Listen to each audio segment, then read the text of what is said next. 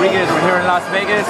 Got to ask you first about the big fight on Saturday. Floyd Mayweather Jr., Canelo Alvarez. What's your opinion on the fight? Who's going to win? Hey, Mayweather is just a magician. You know, everyone that he fights, the first 2 rounds is very competitive. But as soon as Mayweather figures him out, which takes him about 2 rounds, it's a whole different fight, and he just makes it look so easy. I don't know how he does it, but he's still working on it. But he just makes it seem so easy. Think he knocks him out or a decision? I think it's going to be a decision.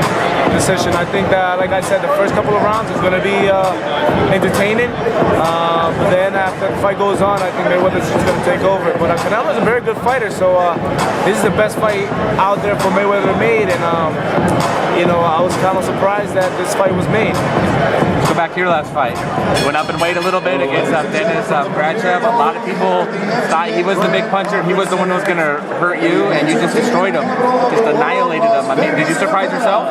You know, I actually did a little bit. I guess I didn't get the memo, but you know, everybody was picking him to win or come up with the upset and get a knockout. But I had a great training camp. I was working with Ronnie Shields, went to San Francisco, the Bay Area, to work with Victor Conte and Remy Gachente, track coach. Worked with Victor on high altitude training with a hypoxico machine. I just had a great training camp. I was good place. I went to Monte-Carlo and you know, my last fight against Moderna was a former Olympian. It wasn't that good and it wasn't that entertaining. I was trying to make a fight. I was coming at him strong, trying to, you know, go to work. But you know, he was a really slick boxer. He made a stinker. I got the win, but it wasn't a pretty win. So I know in this fight, I was gonna look for the knockout, but I was gonna work behind my jab and just make it happen off just base skills.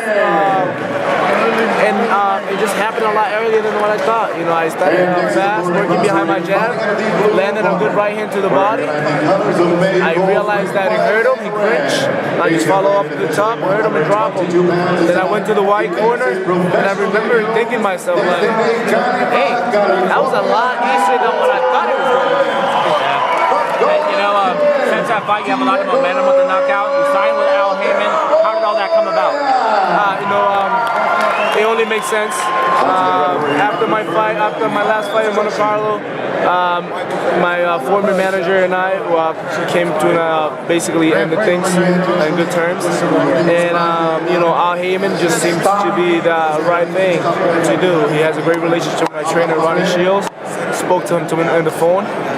Talked about our contract. He told me how you know, he'd been impressed with me following my career, and he put a contract together. We spoke about it, and what he told me, that's what was in papers. And you know, it was just easy to see that that was the right move, the right thing to do. He has so much pull in boxing and knows so many you know, people, good working relationship with Showtime, and it just made sense. So what's next for you? There's a lot of talk of you possibly facing Andre Ward. Where does that negotiation stand, and what can you tell us about your future? Right now, Andre Ward, the Andre Ward situation is basically him and Al Heyman him and his team being negotiated back and forth. Edwin Rodriguez is a fighter one. I think he's the best guy in my weight class. He has proven that by winning the Super 6, the tournament.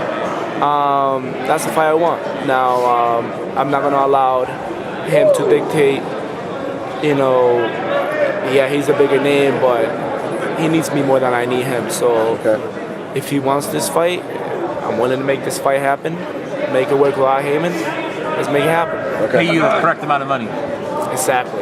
If not Andre Ward, what are the other fights that you're interested in right now? You know, I have options. I have a lot of options. Working with a guy like Al Heyman brings out a lot of options for me, especially being part of this super middleweight division. Was a hot division. Was a lot of you know, former champions, big name, Mikhail Kessler, Carl Froch from England, Stiegels. You know, I'm willing to travel. I know Andre Ward is not willing to travel and go get those fights, but I am.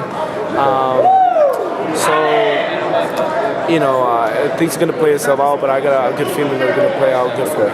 Like you mentioned, so many guys in this division, we could talk about it all day. I would like to ask you about one guy, Cesar Chavez Jr., just because he's fighting. He's going to be fighting 168. What do you think about his fight with Brian Vera, and what do you think about his future at 168? I think that he don't have a future at 68. I think that my boy Brian is going to take him to school. You know, Brian been working really hard. I know this fight been getting pushed down. But Brian has been in training camp. He works with my trainer, Ronnie Shields, so he's been in camp constant. You know, I know Shab has been bullshitting, and it's what it looks like in the pictures. You know, I wouldn't talk about a future fight with me and Chavez because, you know, I really believe that my friend Brian is going to take it. Okay. So to wrap it up, is your expectation, regardless of whether it's an Andre Ward fight, whoever, to fight this year again? Is that what you're being told? Yeah, I expect to get one more fight this year. If that's Andrew Ward, that would be great. If it's not, I got a lot of upstream, like I said.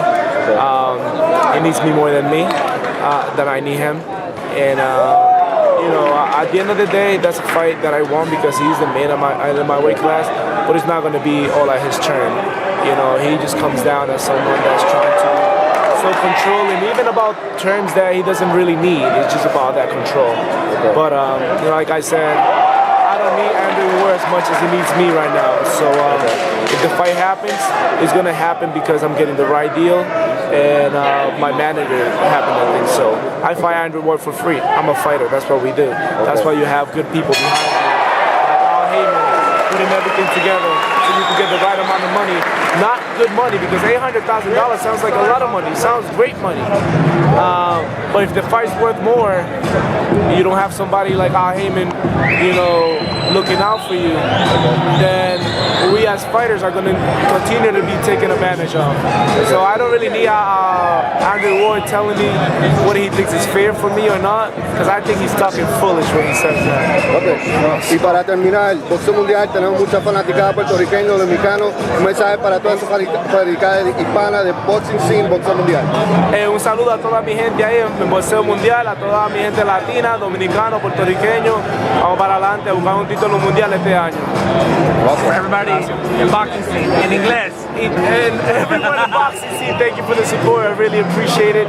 Looking for a world title this year. If it's not Andre Ward, I want Sakio Bika. I believe he has a world title fight against Anthony Durrell. I'm not sure, but I want the winner of that. So I know that Al Heyman is the right person to make that happen. All right, hopefully we'll see you in the ring soon. Thank you. Alrighty. Thank you, Gracias.